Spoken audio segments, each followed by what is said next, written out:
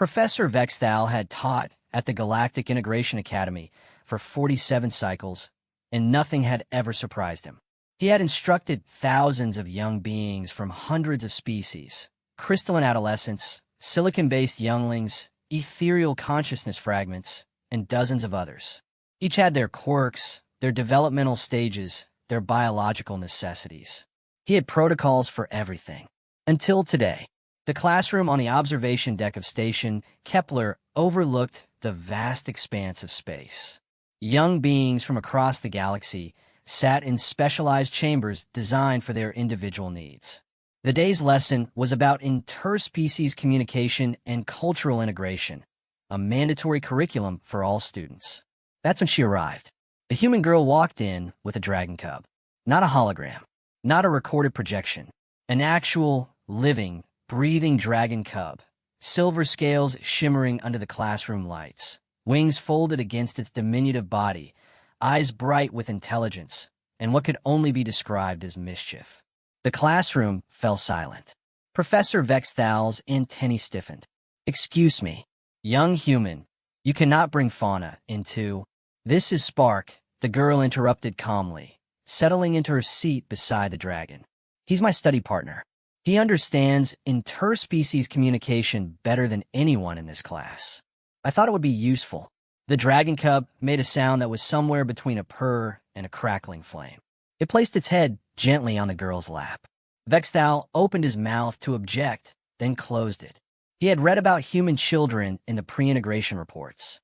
They were strange creatures, illogical, unpredictable, prone to what humans called creativity and other species called chaos. But this girl's voice carried absolute confidence. She wasn't being defiant or troublemaking. She was simply stating a fact, as if it were obvious. "I see," Vexthal said carefully. "Well, proceed with your presentation." What followed was the most remarkable lesson Vexthal had ever witnessed. The human girl stood and began speaking about communication.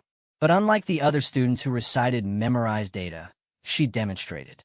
She spoke to the dragon cub in a series of tones, gestures, and expressions that the creature responded to with remarkable precision. The dragon didn't just listen, it participated. It would make sounds that seemed to prompt specific responses from the girl. They moved in perfect synchronization, a dance of understanding that transcended species barriers. Communication, the girl explained, isn't just about transferring information. It's about creating a shared understanding. Spark and I come from completely different evolutionary backgrounds. He has fire, I have none. He has wings, I have none. He's ancient dragon wisdom. I'm a kid from a young species. But we figured out how to listen to each other. She turned to face the class directly.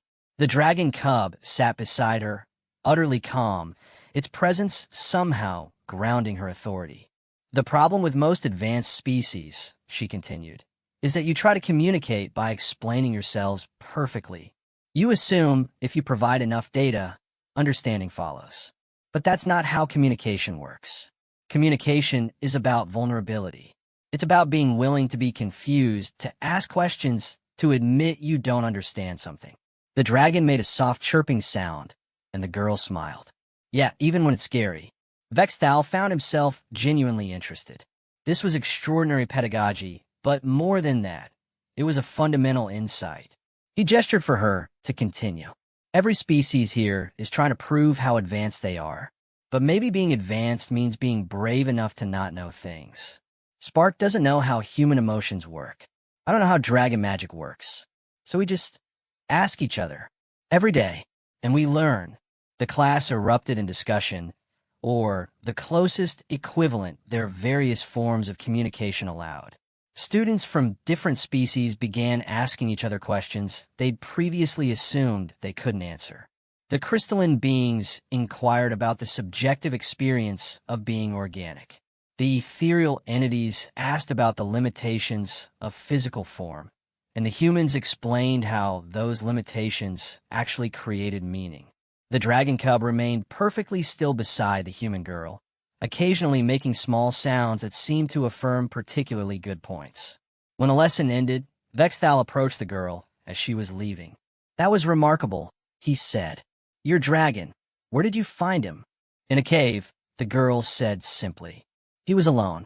Everyone else had given up on him because they said he was too unpredictable, too different. But nobody actually tried to talk to him.